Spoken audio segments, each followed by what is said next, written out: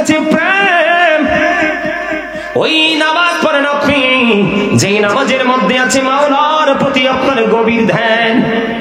ওই নামাজ আপনি পড়েন যেই নামাজের মধ্যে আপনি রাসূলের নামাজের টেকনিক আপনি খুঁজে পান। ওই নামাজ পড়েন ওই নামাজ আপনি পড়েন যেই নামাজে দাঁড়াইলে আপনার সামনে খানায়ে কাবা দেখেন। ওই নামাজ আপনি পড়েন যেই নামাজে দাঁড়িয়ে আপনি ডান দিকে খেয়াল করলে জান্নাত খুঁজে পান। আপনি ওই নামাজ পড়েন যেই নামাজে দাঁড়ালে আপনার বাম দিকে আপনি জাহান্নাম খুঁজে পান। আপনি ওই নামাজ পড়েন বন্ধু দিলি খান বাড়ির আমার ভাই আমার বাবা গো, আমি আমার মা বোনদেরকে ডেকে ডেকে বলছি গো, আপনি ওই নামাজ পড়েন যেই নামাজে আপনার মনে হয় আমি যদিও আল্লাহকে দেখি না, আল্লাহ কিন্তু আমার নামাজ ঠিকই দেখে। ওই নামাজ আপনি পড়েন আপনার নামাজ দিয়ে আপনার সফলতা অর্জন করবেন। আপনি ওই নামাজ পড়েন যেই নামাজে দাঁড়ালে আপনার মনে হয় আমি যেন ফুলচিরাতের পুলের উপর দাঁড়িয়ে নামাজ পড়ছি। একটু যদি 19-20 হয়, একটু যদি অমনোযোগী হই, আমার ঠিকানা হয়ে যাবে জাহান্নাম। তার ফুলচিরাত মানেই হলো মনোযোগ আর অমনোযোগ। ফাওয়াইলুল লিল মুসাল্লিন আল্লাযীনা হুম, ঠিক কিনা বলেন? আছে না নাই? অমনোযোগী নামাজের জন্য কঠিন আযাব বরাদ্দ। আপনি ওই নামাজ পড়েন যেই নামাজে দাঁড়াইলে মনে হয় আপনি ফুলচিরাতের পড়ে। আপনি ওই নামাজের নিয়তে দাঁড়িয়ে যান। আপনি ওই নামাজ পড়ে বন্ধু যেই নামাজ পড়লে আপনার মনে হয় এটা আপনার জীবনের শেষ নামাজ। নামাজ শেষ হইতে দেরি রে, আপনার পিছনে আজরাইল আছে, আপনি নামাজ শেষ করতে দেরি, আপনার আজরাইল আপনাকে চেপে ধরে প্রাণ পাখি নিতে দেরি করবে না। ওই নামাজ পড়ে, ওই নামাজ পড়ার পরে আপনাকে কেউ মানুষ বানাতে হবে না, আপনি নিজে নিজে মানুষ হয়ে যাবেন। কারণ আমার আল্লাহ বলেছেন তোমরা রুকুকারীদের সাথে রুকু করো, আকিমুস সালাতা ওয়া আতুজ যাকাত। আমার আল্লাহ বলেছেন তোমরা নামাজ কায়েম করো, তোমরা যাকাত আদায় করো। আমার আল্লাহ বলেছেন আকিমিস সালাত, তোমরা নামাজ কায়েম করো, কারণ ইন্নাস সালাতা তানহা আনিল ফাহশাই ওয়াল মুনকার, নামাজ মানুষকে খারাপ কাজ থেকে বাঁচিয়ে রাখে। সূরা আনকাবুতের মধ্যে আমার আল্লাহ বলতেছেন নামাজের মতো নামাজ পড়ো, ওই নামাজ তোমাকে মানুষের মতো মানুষ বানিয়ে দিবে, তোমাকে মিথ্যাহীন মানুষ বানিয়ে দিবে, জুলুমহীন মানুষ বানিয়ে দিবে, তোমাকে বন্ধু বিরামহীন ভাবে প্রেমের দরিয়ায় সাঁতার কাটা শিখিয়ে দিবে। ওই নামাজ তুমি পড়ো, ওই নামাজ তুমি একজন নামাজের কারণে এই যদি দিল্লি খানবাড়ির আশেপাশে সব মানুষ যদি নষ্ট হয়ে যায়, তুমি যদি একজন ওই রকম নামাজি হতে পারো, একজন ওই রকম আমার নবীর প্রেমিক হতে পারো, তাহলে তুমি যতদিন বেঁচে থাকবে ততদিন ওই বাড়ির আশপাশের মানুষগুলো যদি অপরাধী সবাই ভালো থাকতে পারবে।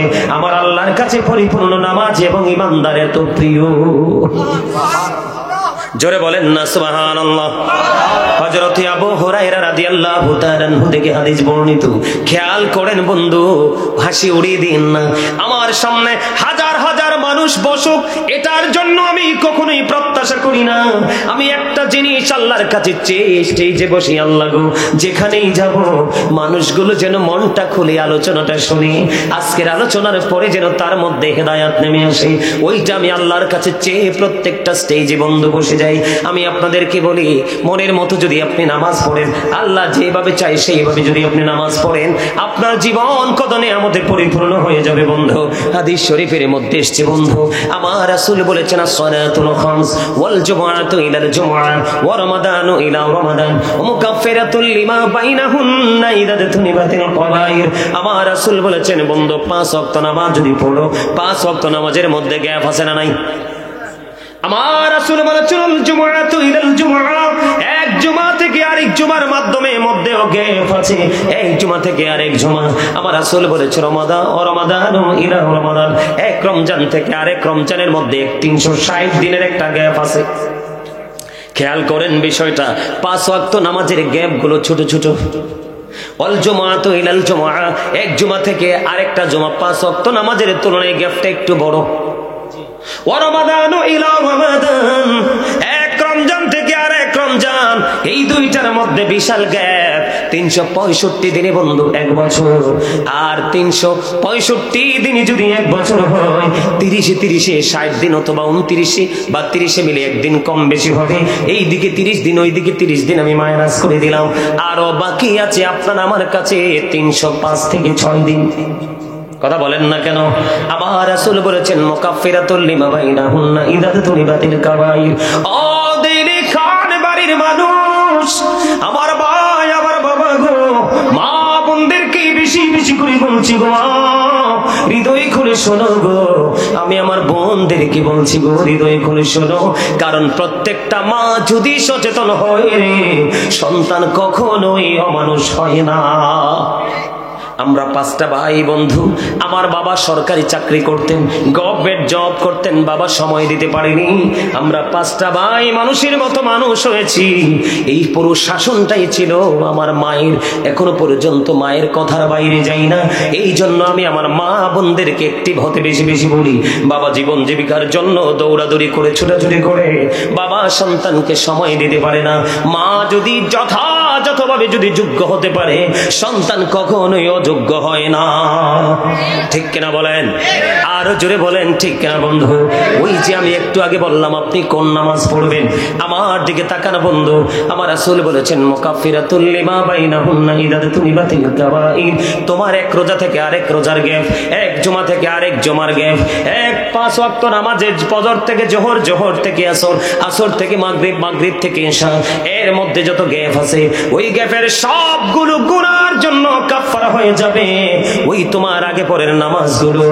যদি তুমি কবিরা গুনাহ থেকে বেঁচে থাকতে পারো, তাহলে নামাজ তোমার জন্য অবর্ণনীয় নিয়ামত। বন্ধু, ওই যে পূর্বসূরি আমি আপনাদেরকে বলি, যারা আজকে ইসলামকে ধ্বংস করতেছে, আমাদের মতো দাড়িওয়ালা টুপিওয়ালা, আপনি দেখবেন তারা সুন্নাত নামাজ পড়ে না, নফল নামাজ পড়ে না। কথা বলেন না কেন? আমি কি ভুল বলেছি কিনা? দেখবেন তারা মসজিদের মিম্বরে যাবে, হুটহাট করে ফরজ পড়ে বের হয়ে যাবে, তারাও সুন্নাত নফল নামাজ পড়বে না এবং অন্যদেরকেও নামাজ পড়তে দিবে না। কারণ তারা তাদের যে পূর্বসূরি যে আইম্মায়ে কেরাম বুজুর্গ, তাদেরকে ফলো করে না, তাদেরকে সম্মান করে না। এই জন্য তাদের এই সমস্যা দিন দিন বিস্তৃত হয়ে যাচ্ছে। রাসূল বলেছে, কেউ যদি ইচ্ছে করে একটা সুন্নাত নামাজ ছেড়ে দেয়, আমি তাকে আমার উম্মত বলে স্বীকার করব না।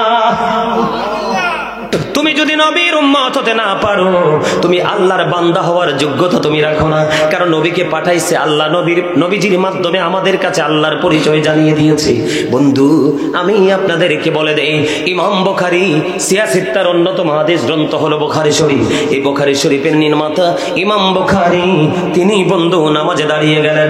নামাজে যখন দাঁড়িয়ে গেলেন, নামাজ বিরামহীন ভাবে পড়তেছেন। নামাজ পড়তে পড়তে পড়তে পড়তে পড়তে পড়তে বন্ধু নামাজ শেষ হয়ে গেল। নামাজ যখন শেষ হয়ে গেল, নামাজ শেষ হয়ে যাওয়ার পরে এবার উনি ওনার ছাত্রকে একটা ডাক দিলেন। ছাত্রকে ডেকে বললেন, বাবু আমার কাছে আসো, এসে দেখো আমার জুব্বাটার নিচে কি যেন ঢুকিয়েছে। এবার বন্ধু ইমাম বুখারীর একটা ছাত্র উস্তাদের জুব্বাটা, পাঞ্জাবিটা উঠালেন। পাঞ্জাবিটা উঠিয়ে দেখে ওই পাঞ্জাবির নিচে বিষাক্ত ভেঙ্গুল পোকা, একটা দুইটা নয়, 10-10টা কামড় দিয়েছে। জোরে জোরে কন্যা আল্লাহু আকবার। কয়টা কামড় দিয়েছে? 10টা কামড় দিয়েছে। এবার ওই ছাত্র ওস্তাদকে প্রশ্ন করলো, হুজুর একটা ভেঙ্গুল পোকা কামড় দিলে সহ্য করা যায় না, একটা দুইটা নয় 10টা কামড় দিল গো হুজুর, তারপরেও আপনি নামাজটা ছাড়লেন না। এবার ইমাম বুখারী উত্তর দিলেন, আমি যখন নামাজে দাঁড়িয়ে গেলাম, নামাজে দাঁড়িয়ে যাওয়ার পরে যখন আমি আমার মালিকের দিকে খেয়াল করে আমি যখন কোরআন তেলাওয়াত শুরু করে দিলাম, কোরআন আমার কাছে এত বেশি মধুময় মনে হয়েছে, নামাজ আমার কাছে এত মধুময় মনে হয়েছে, এই মধুর স্বাদের কাছে ভেঙ্গুল পোকার বিষ আমার কাছে ইট ইজ নাথিং ম্যাটার, আমার কাছে কিছুই মনে হয় না। জোরে জোরে কন্যা সুবহানাল্লাহ। এই জন্যই তিনি হতে পেরেছে ইমাম বুখারী। আলহামদুলিল্লাহ বলেন না কেন? আর আপনারা আমার নামাজের স্টাইল কেমন জানেননি? ও মনে ধরলি নামাজে পড়লি নামাজ সারা জীবন ভোর, মনে ধরলি নামাজ পড়লি নামাজ সারা জীবন ভোর, নামাজ হইল না রে তোর নামাজের লইলি না খবর। মসজিদে পড়লে আজান সবার আগে যায়, নামাজ শেষে বাইরে শিশুদের টাকা খায়। নামাজ হইল না রে তোর, নামাজের লবি না খবর। নামাজের ভিতরে তোমায় মশাই কামড় দিলে, মশা তুমি আগে মারো রুকু সেজদা ফেলে। নামাজ হইল না রে তোর, নামাজের লবি না খবর। ঠিক না ঠিক? বন্ধু, তুমি এই নামাজ দিয়ে কোনোদিন তুমি আল্লাহওয়ালা হতে পারবা না। ওই নামাজ দিয়ে তুমি তোমার জীবনে কোনোদিন আলোর সন্ধান তুমি খুঁজে পাবে না। ওই নামাজ তুমি পড়তে পারবে ঠিকই, কিন্তু তুমি কখনোই গ্রহণযোগ্য বান্দাদের অন্তর্ভুক্ত হতে পারবা না। বন্ধু, আমি আপনাদেরকে বলে দেই, আপনারা হৃদয় করে শুনুন। ওই আমাদের পাশের দেশ ভারত উপমহাদেশে এসেছেন কি ইসলামের ঝান্ডা নিয়ে? খাজা গরিবে নওয়াজ। কথা বলেন না কেন? খাজা মঈনুদ্দিন চিশতি, ঠিক কিনা বলেন? আজমিরি হাসান সঞ্জেরি রাদিয়াল্লাহু তাআলা আনহু আসছে কিনা? এখন দেখলাম আমাদের দেশে খাজা গরিবে নওয়াজকে নিয়েও বিভিন্ন ধরনের বিরূপ মন্তব্য করে। নাউজুবিল্লাহ বলেন না কেন? খাজা গরিবে নওয়াজ তিনি কম পক্ষে 70 বছর, কত বছর? কম পক্ষে তিনি 70 বছর এশারের নামাজ পড়ে ফজর পর্যন্ত তিনি ঘুমায় নাই।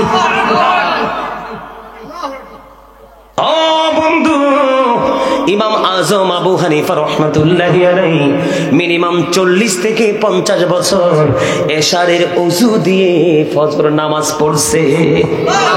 জোরে জোরে কন্যা সুবহানাল্লাহ। এই জন্য বন্ধু, তাদের প্রতি তাদের শ্রদ্ধা, ভালোবাসা, প্রেম নাই। এই জন্য তাদের নামাজের মধ্যে কোনো মায়া নাই। কথা বলেন না কেন? এই জন্য তাদের নামাজে কোনো সৌন্দর্য নাই। নামাজ দিয়ে কোনো সফলতা অর্জন করা যায় না। ঠিক কিনা বলেন? আরো জোরে বলেন, ঠিক না ঠিক? বন্ধুরে আমার, বন্ধু, নামাজকে যদি নামাজের মতো পড়তে না পারেন, ইচ্ছে করে যদি নামাজ ছেড়ে দেন, আপনার মতো হতভাগার কেউ হবে না। বন্ধু, একজন নবী আছে মূসা কালিমুল্লাহ। মূসা স্পোক টু আল্লাহ। মূসা আল্লাহর সাথে কথা বলেছে, জানেননি? 1 লক্ষ খেয়াল করেন, বিরক্ত হন, ছেড়ে দিব। আমার কিন্তু মাইক ছাড়ার সময় হয়ে গেছে, 1.5 ঘন্টা হয়ে গেছে। আমি কি মাইক ছেড়ে দিব নাকি আরেকটু আলোচনা শুনবেন? ওই যে আমার এই যুবক ভাইটা, তার টুপি নাই, কিন্তু সে নিবিড়ে চুপে চুপে বলে, না না হুজুর, মাইক ছাড়া যাবে না। তার মানে ওয়াজ তার কাছে মজা লাগছে। যার কাছে ওয়াজ মজা লাগবে রে, সেই হলো ইমানদার। কথা বলেন না কেন? যার কাছে নামাজ মজা লাগবে, সেই হলো ইমানদার। যার কাছে কোরআন তেলাওয়াত মজা লাগবে, সেই হলো ইমানদার। যে মা বাবাকে ভালোবাসতে, মা বাবার সেবা করতে স্বচ্ছন্দ বোধ করে মজা পায়, সে হলো ইমানদার। ইমানদারের স্টেজ আছে, ক্যাটাগরি আছে। কথা বলেন না কেন? আমি আপনাদেরকে বলে দেই বন্ধু, মূসা কালিমুল্লাহর দরবারে একজন নারী আসলো। খেয়াল করেন, গভীরভাবে খেয়াল করেন। মূসা কালিমুল্লাহর দরবারে একজন নারী আসলো। একজন নারী এসে তিনি মূসা কালিমুল্লাহর কাছে বলতেছে, ওগো নবী মূসা, আপনি তো আল্লাহর সাথে কথা বলেন, আমি একটা ফয়সালার জন্য এসেছি। কি রে, কি বলে দেই না, কি তোর ফয়সালা? এবার মূসা কালিমুল্লাহকে বলল, ওগো আল্লাহর নবী, আমি ব্যভিচার করেছি, নাউজুবিল্লাহ। কি করেছি? ব্যভিচার বুঝেননি? মানে বিয়ে করা স্বামী না, তার সাথে ফিজিক্যাল মেলামেশা হয়েছে, যৌন চাহিদা মিটিয়েছে। নাউজুবিল্লাহ বলেন। ওগো আল্লাহর নবী মূসা, আমি অবৈধভাবে মেলামেশা করেছি। এই ব্যভিচারের মাধ্যমে আমার গর্ভে সন্তান এসেছে। এই সন্তানটা আমি প্রসবও করেছি। ও আল্লাহর নবী মূসা, এই সন্তান যখন পৃথিবীতে আসলো, আমি নিজেই সন্তানটাকে গলা টিপে হত্যা করেছি। আমি সন্তানটাকে গলা টিপে মেরে ফেলেছি। মেরে ফেলার পরে আমি আমার আল্লাহর কাছে তাওবা করেছি। ওগো নবী, বলে দেন আমার আল্লাহ আমার তওবা কবুল করছেনি। এই কথা বলতে দেরি মূসা কালিমুল্লাহ একটা ডাক দিয়ে বলল, যাও যাও যাও, তুমি আমার দরবার থেকে বের হয়ে যাও। বন্ধু, মূসা কালিমুল্লাহ মহিলাটাকে তার দরবার থেকে তাড়িয়ে দিলেন। ওই মহিলাটাকে তাড়িয়ে দিতে দেরি, সঙ্গে সঙ্গে মূসার দরবারে জিবরাইল আসতে দেরি করলো না। জিবরাইল আলাইহিস সালাম এসে বললেন, ওগো আল্লাহর নবী মূসা, আমার আল্লাহ জানতে চেয়েছে আপনি ওই মহিলাটাকে কেন তাড়িয়ে দিলেন। মূসা কালিমুল্লাহ বললেন, ওই মহিলা অত্যন্ত জঘন্য পাপী। এবার ওই জিবরাইল আমিন বললেন, ইয়া মূসা, ও আল্লাহর নবী মূসা, আপনার মহিলাটাকে সবচেয়ে জঘন্য পাপী মনে হয়েছে, আমার আল্লাহ জানিয়ে দিয়েছে যারা ইচ্ছে করে নামাজ ছেড়ে দেয়, নামাজ পড়ে না, ওই ব্যভিচারিণী নারী, সন্তান হত্যাকারিণী নারীর চাইতেও ইচ্ছে করে যে নামাজ ছেড়ে দেয় সে তার চাইতেও জঘন্য। জোরে জোরে কন্যা নাউজুবিল্লাহ। নামাজের কদর কত বুঝেননি? আরো জোরে বলেন নামাজ কি জিনিস বুঝতেছেননি? বন্ধু, প্রেয়ার ইজ দ্য কি টু প্যারাডাইস। নামাজ হলো জান্নাতের চাবি, মিফতাহ হলো জান্নাতিস সালাত। নামাজ বেহেশতের চাবি বন্ধুরে, অমিফতাহুস সালাতিত তুহুর। আর নামাজের চাবি হলো পবিত্রতা। আপনি নামাজ পড়লে জান্নাতের চাবি পাবেন, আর পবিত্রতা অর্জন করলে নামাজের চাবি খুঁজে পাবেন। জোরে জোরে কন্যা সুবহানাল্লাহ। ভুলে গেলে চলবে না। আপনাদের আমার মনে হয় আপনাদের দিল্লি গ্রামের মানুষের কাছে জান্নাতের টিকিট আছে। আরেকটা কো সুবহানাল্লাহ বলে। আপনাদের এই গ্রামের মানুষের কাছে কি জান্নাতের টিকিট আছে, নাকি আজরাইলকে ম্যানেজ করে ফেলেছেন? মনে রাখবেন, আজরাইল বলতেছে just time, no complain, no argument. আজরাইল যখন আসবে কোনো তর্ক বিতর্ক চলবে না, তাৎক্ষণিক ভাবে আপনার প্রাণ ভাগে নিয়ে যাবে। মনে রাখবেন, যখন তোমার কেউ ছিল না তখন ছিলাম আমি, এখন তোমার সব হয়েছে, পর হয়েছি আমি। যখন তোমার কেউ রবে না, রব শুধু আমি। আমার কাছে আসতে হবে, মনে রেখো তুমি। তোরা চাসনি কিছু, তোরা চাসনি কিছু কারো কাছে খোদার মদত ছাড়া। অন্যের উপর ভরসা ছেড়ে নিজের পায়ে দাঁড়া। আপনি মরে গেলে কেউ আপনার জন্য হাদিয়া পাঠাবে এই স্বপ্ন বলেও দেখেন না। যেই কাঠমোল্লার দল বের হইছে, দেখবেন আপনি মরার পরে আপনার সন্তান কি বলবে, কবরে পার যাইও না বেদা। ওমা কথা কন না কিনলে আরো জোরে। আমার নবীজি জান্নাতুল বাকিতে কবর জিয়ারত করেছে, আর আপনি কোন সাহসে বলেন কবর জিয়ারত করা বেদাত? কথা কি ভুল বললাম? এই জন্য আপনাকে আপনার আমলটা করে যেতে হবে, ঠিক কিনা বলেন? মনে রাখতে হবে বন্ধু, পদ্মা মেঘনা যমুনার তীরে কত ঢেউ চলে যায়, আসে না তো ফিরে। আমিও চলে যাব এমনি করে, আসবো না কভু ফিরে। পদ্মা মেঘনা যমুনার তীরে কত ঢেউ চলে যায়। কথা কি ভুল বলছি? মানুষ চলে গেলে আর ফিরে আসে? ফিরে যেমন আসে না, হিসাবটাও কিন্তু আল্লাহর কাছে দিতে হবে। কথা বলেন না কেন? আরো জোরে বলেন বন্ধু। আমার দিকে তাকান, আমি আপনাদেরকে কি বলতে চাই, নামাজ হলো জান্নাতের চাবি, আর নামাজের চাবি হলো পবিত্রতা। জোরে কন্যা আলহামদুলিল্লাহ। ভুলে গেলে চলবে না। আল্লাহ রাসূল বলেছেন, আউয়ালু মা ইউহাসাবু বিহিল আবদু ইয়াওমাল কিয়ামাতি সালাহ। কাল হাসরের দিন আল্লাহ রাব্বুল আলামিন সর্বপ্রথম আপনার কাছ থেকে নামাজের হিসাব নিবে। ইন্নাল্লাহা সারিউল হিসাব, Allah is quick to take account. আল্লাহ হিসাব গ্রহণে অত্যন্ত তৎপর। এদিন যদি বিপদে পড়ে যান, পালিয়ে যাবেন না, না না। আল্লাহ বলেছেন, ইন্না বাতশা রাব্বিকা লাশাদীদ, the seizing of Allah is difficult. আল্লাহর ধর, আল্লাহর পাকড়াও বড় শক্ত, বড় কঠিন। আল্লাহ খুব শক্ত করে ধরবে, পালাইতে পারবেন না। বন্ধু, ঈসা রুহুল্লাহ একদিন এক মেঠু পথে হাঁটে। হঠাৎ করে ঈসা রুহুল্লাহ দেখতে পাইলেন একটা পাখি আশ্চর্যজনক ভাবে নিজের বডিটাকে ধুলাবালির মধ্যে দূষণ করছে, ময়লা করছে। করার পরে হঠাৎ করে তিনি চাইয়া দেখলেন ওই পাখিটা আবার পানিতে গিয়ে গোসল করছে।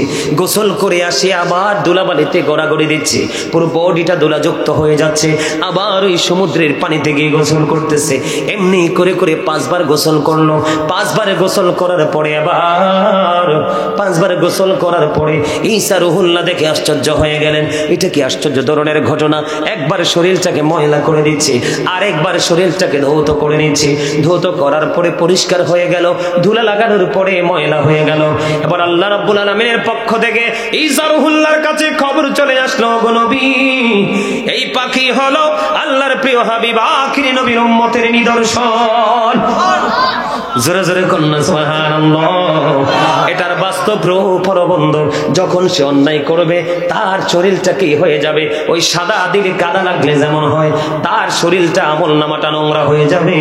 যখন সে নামাজ পড়বে তার এই নোংরা জিনিস দূর হয়ে পরিষ্কার হয়ে যাবে। এটা ঈসা নবীর জীবনীতে নয় ও বন্ধু, হাদিস শরীফের মধ্যে এসেছে। হাদিস শরীফের মধ্যে এসেছে ভিন্নভাবে। আপনার আমার প্রাণের রাসূল বলেছে, তোমাদের বাড়ির আঙিনায় যদি কোনো পুকুর থাকে, কোনো খাল থাকে, কোনো নদী থাকে, এক কথায় কোনো জলাশয় যদি থাকে তোমাদের বাড়ির আঙিনায়, তোমরা যদি এই জলাশয়ের মধ্যে দৈনিক 5 বার যদি গোসল করো, তোমাদের শরীরে কোনো ময়লা থাকবে না। 5 বার গোসল করলে তোমার শরীরে কোনো ময়লা, কোনো দুর্গন্ধ থাকবে না। ঠিক তেমনি ভাবে তুমি যদি 5 ওয়াক্ত নামাজ যদি সঠিকভাবে পড়তে পারো, তাহলে তোমার আমল নামায়ও কোনো গুনাহ থাকবে না। জোরে জোরে কন্যা সুবহানাল্লাহ। আরেকটু মহব্বতে বলুন না সুবহানাল্লাহ। তাহলে নামাজের দরকার আছে না নাই? নামাজ কত বড় নিয়ামত বন্ধু। হযরত আবু যর রাদিয়াল্লাহু তাআলা আনহু থেকে হাদিস বর্ণিত। আমার দিকে খেয়াল করেন, আমার রাসূল শীতের দিনে বের হলো। আপনাদের বেইলি খানবাড়ির আশেপাশে শীতের দিনে গাছের পাতা ঝরেনি? সব পাতা ঝরেনি? সব পাতা বলে ঝরে।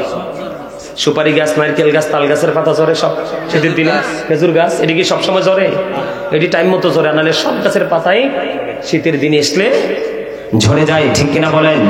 বিরামহীন ভাবে ঝরে। গাছের দিকে তাকাইলে দেখা যায় গাছটা শূন্য, আর মাটির দিকে তাকাইলে দেখা যায় পাতায় পরিপূর্ণ। ঠিক না ভাই?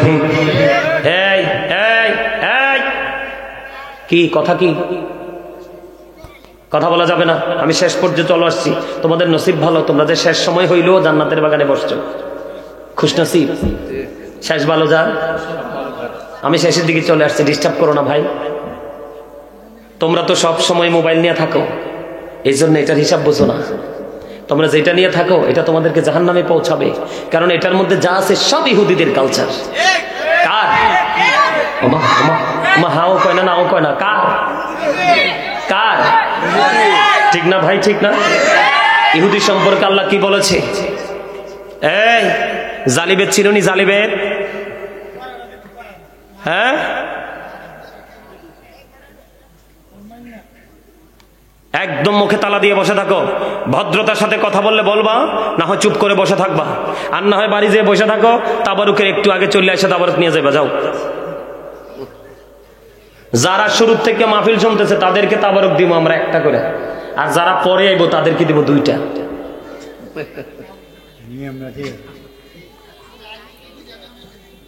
এই আমার দাদার উত্তর ঠিক আছে, চাচার উত্তর ঠিক আছে। Thank you very much, absolutely right answer my dear uncle.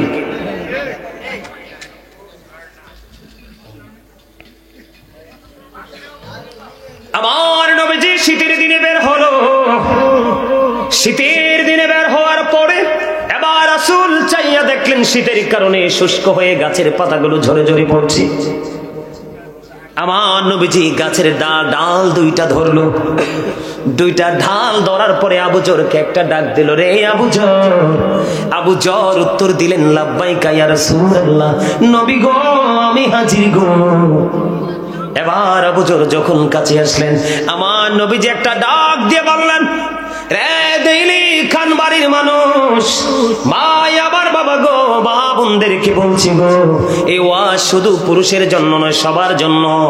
আমার নবীজি আবু জরকে ডাক দিয়ে বললেন, রে আবু জর, চাইয়া দেখো শীতের কারণে গাছের পাতাগুলো শুষ্ক হয়ে জোরে জোরে পড়ছে। রে আবু জর, আল্লাহর কোন প্রিয় বান্দা যখন আল্লাহ রাব্বুল আলামিনকে রাজি করার জন্য আল্লাহর কুদরতি কদমে যখন নামাজের মাধ্যমে কপালটা লাগাইয়া সিজদা দিয়ে দেয় আল্লাহর কুদরতি কদমে, ওই শীতের দিনের গাছের পাতাগুলো যেমনি ঝরে ঝরে পড়ে যায়, ঠিক তেমনি ভাবে ওই নামাজের আমল নামা থেকে শীতের দিনের পাতার মতো ও বন্ধু তার গুনাহগুলি বিরামহীন ভাবে ঝরতে থাকে। জোরে জোরে কন্যা সুবহানাল্লাহ। তাহলে ওই নামাজ দরকার আছে না নাই? ডিজিটাল নামাজ পড়বেন না কি একবারে রাসূলের মতো পড়বেন? এই ডিজিটাল নামাজ পড়ার কারণে মানুষ অন্যায় অপরাধ ছাড়তে পারে না। ও বন্ধু, জুলুম করা ছাড়তে পারে না। শেষ করে দিচ্ছি। কানে কানে কথা কন কেন? তো পার্সোনাল কথা হইলে ফোনে কইবেন। আমার কথাকে বুঝতে পারছেন কি? শীতের দিনে গাছের পাতা যেমনি ঝরে যায়, নামাজের আমল নামা থেকে ঠিক তেমনি ভাবে গুনাহগুলো ঝরতে থাকে। জোরে জোরে বলেন না সুবহানাল্লাহ। ওই নামাজ আমাদের পড়ার দরকার আছে না নাই? আর জোরে বলেন, আর একটু মহব্বতে। কিন্তু নামাজ পড়ার কিছু কন্ডিশন আছে। রাসূল বলেছেন, মান সাল্লাল বারদাইনি দাখালাল জান্নাহ, যে ব্যক্তি শীতল সময়ের 2 ওয়াক্তের নামাজ পড়বে তার ঠিকানা হয়ে যাবে জান্নাত। সে যাবে কোথায়? শীতল সময়ের 2 ওয়াক্তের নামাজ, বুঝতে পারছেন নি? শীতের দিনে না, শীতল সময় মানে ঠান্ডার সময়। ঠান্ডার সময় ওই 2 ওয়াক্তের নামাজ, একটা হলো ফজরের নামাজ, আরেকটা হলো আসরের নামাজ। যেই ব্যক্তি ফজর এবং আসরের নামাজ প্রতিদিন কন্টিনিউয়াসলি পড়তে থাকবে বন্ধু, সে যাবে জান্নাতে। তোমরা তো রাত্র 12টা পর্যন্ত মোবাইল টিপো, মোবাইলে গেমস খেলো, এবং সবচেয়ে বড় নষ্ট কাজ, তোমরা IPL BPL খেলা শুরু হইলে জুয়াটাও খেলো। কথা কয় না কেন? জুয়া খেলতে খেলতে তোমার রাত তুমি পার করে দাও, কিন্তু ফজরের নামাজের সময় তোমার খবর থাকে না। ঠিক না বেঠি? আমার রাসূল আরো বলেছেন, মান তারাকা সালাতাল আসরি ফাকাদ হাবিতা আমালুহু, যেই ব্যক্তি আসরের নামাজ ছেড়ে দিল তার যেন সব আমল যেন বিনষ্ট হয়ে গেল। যে আসর ছেড়ে দেয় তার সব আমল বন্ধু ধ্বংস হয়ে যায়। নামাজ পড়লেই শুধু চলবে না, সিস্টেম বোঝে, টেকনিক অবলম্বন